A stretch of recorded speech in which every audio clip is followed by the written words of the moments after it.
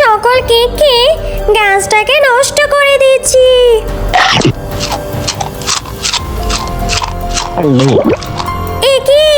একি হলো আমার গাছে ধরা কেক খেয়ে? একি হলো আমার মুখ দিয়ে এরকম রক্ত বমি বের হচ্ছে কেন? লা লা লা লা লা লা লা লা লা লা, আহা কি আনন্দ আকাশে বাতাসে। কি যে মজা লাগছে, আমার খুব মজা লাগছে।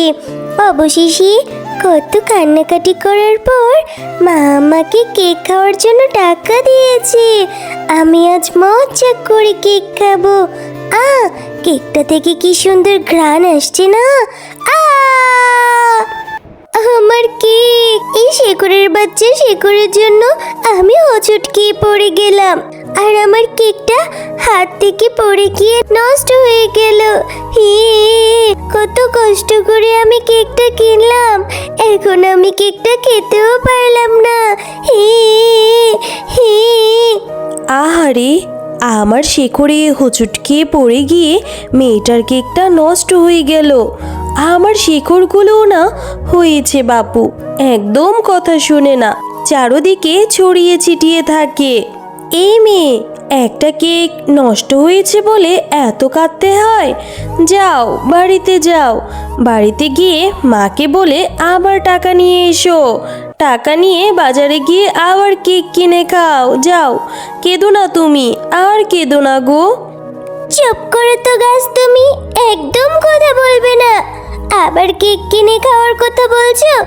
তা কেক কেনার টাকা কোথায় পাবো আমি শুনি? আমরা কি বড় লোক? আমরা তো গরিব। আমার মা অন্যের বাড়িতে কাজ করে ওখান থেকে কিছু টাকা জমিয়ে আমাকে কেক খাওয়ার জন্য দিয়েছিল। আমি আবার কেক কেনার টাকা কোথায় পাবো? হ্যাঁ, তোমার জন্য আজকে আমার কেকটা খাওয়া হলো না। আহারে, মেয়েটার কথা শুনে মনে হচ্ছে মেয়েটা ভীষণ গরিব। আমার শেকড়ে হোঁচট খেয়ে পড়ে গিয়ে মেয়েটার কেকটা নষ্ট হয়ে গিয়েছে। আমার জন্য ওর এত বড় ক্ষতি হলো। তবে আমিও কি সাহায্য করব? এমনিও অনেক দিন হয়েছে আমি কোনো অসহায়দের সাহায্য করি না। এবার যখন সুযোগ হয়েছে তাহলে ওকে আমি সাহায্য করব। এই মেয়ে, তুমি আর কেঁদো না। আমার জন্য তোমার কেকটা নষ্ট হয়েছে তো, তবে এর প্রতিকার আমি করব। এই যে আমার গাছে একটা ফুল আছে, এই ফুলটা তুমি এখান থেকে পেড়ে বাড়িতে নিয়ে যাও, আর বাড়িতে নিয়ে আঙ্গিনায় রোপণ করে দিও। দেখবে তোমার সকল সমস্যার সমাধান হয়ে গিয়েছে। ঠিক আছে, তুমি যেহেতু এত করে বলছো, এই ফুলটা আমি তোমার গাছ থেকে পেড়ে নেব, আবার বাড়ির আঙ্গিনায় রোপণ করে দেব। যাও।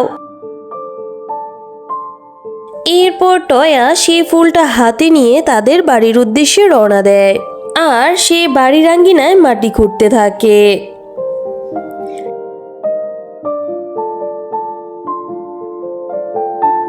কিরে টয়া, এইভাবে বাড়ির আঙ্গিনায় মাটি খুঁড়ছিস কেন?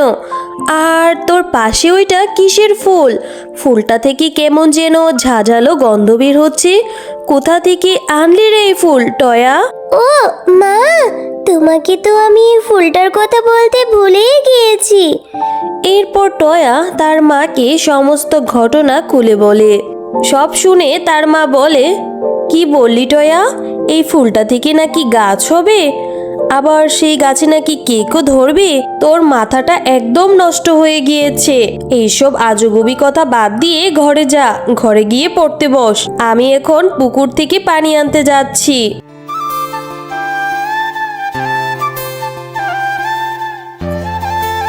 এরপর টয়া আঙ্গিনায় ফুলটি রোপণ করে দেয়।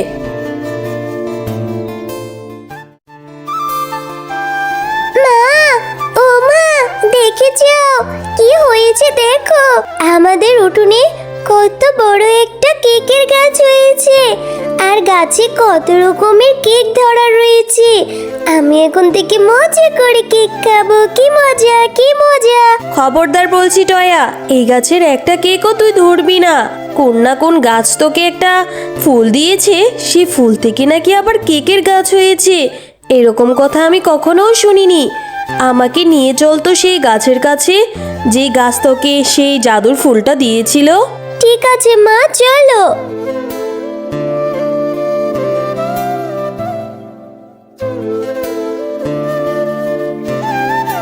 এই গাছ, বলো তুমি কেন আমার মেয়েকে ওই ফুলটা দিয়েছিলে?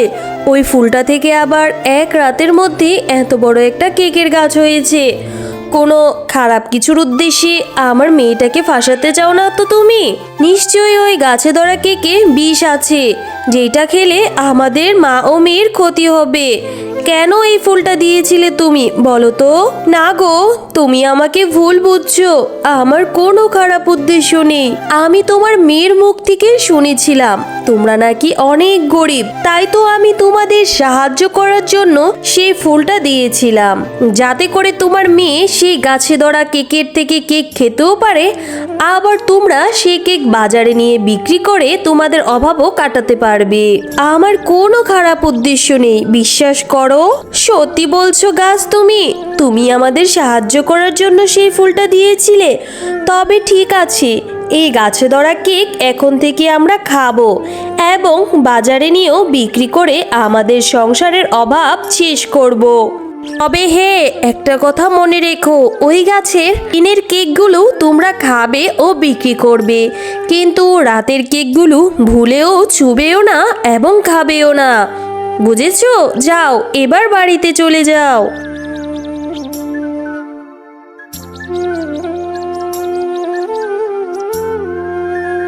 মা, কাছে ধরা কেকগুলো দেখতে কত সুন্দর, কত লোভনীয় মনে হচ্ছে।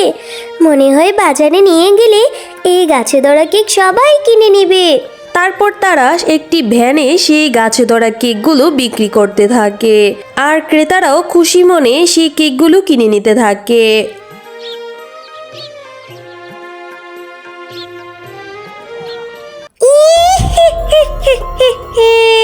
আমি ঠিক জানতাম ওই গাছ আবার ঠিক কাউকে না কাউকে সাহায্য করার জন্য ওই গাছের ফুল ও ফল দেবে। একদিন ওই গাছে অনেকগুলো ফল খেয়ে গাছটাকে আমি নষ্ট করেছিলাম বলে গাছটা আমাকে অনেক অপমান করে সেখান থেকে তাড়িয়ে দিয়েছিল। সেই দিনই আমি পণ করেছিলাম ওই গাছ যদি আবার কাউকে তার ফুল ও ফল দিয়ে সাহায্য করে, তবে সেই গাছের সকল ফুল ও ফল নষ্ট করে গাছটাকে আমি নষ্ট করে দেব। ওই গাছ আবার ওই শেফার মেয়েকে সে কেকের গাছ দিয়ে সাহায্য করেছে, তো এবার আমি সেই গাছের সকল কেক খেয়ে গাছটাকে নষ্ট করে দেব।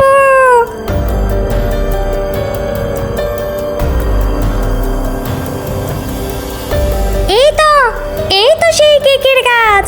এক্ষুনি আমি এই গাছের সকল কেক খেয়ে গাছটাকে নষ্ট করে দিচ্ছি।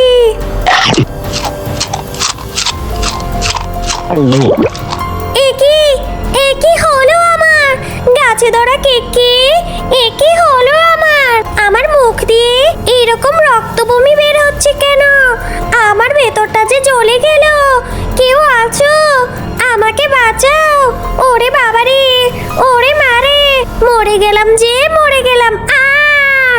আমি ঠিক জানতাম আমার সাহায্য করা জিনিস তুই নষ্ট করার জন্য উঠে পড়ে লাগবি, তাই তো আমি কায়দা করে রাতের কেকগুলোকে বিষাক্ত করে দিয়েছিলাম, যাতে করে তুই খেলে তোর শিক্ষে হয়।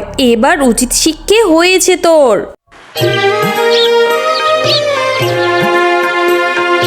মা, খুব ভালোই হয়েছে।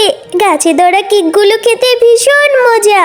এই কেকগুলো বিক্রি করে আমাদের সংসারটা খুব ভালো মতোই কেটে যাচ্ছে। হ্যালো বন্ধুরা, গল্পটি ভালো লেগে থাকলে চ্যানেলটি সাবস্ক্রাইব করে দিবেন এবং পাশে থাকা বেল আইকনটিতে প্রেস করে আমাদের পাশেই থাকবেন। ধন্যবাদ।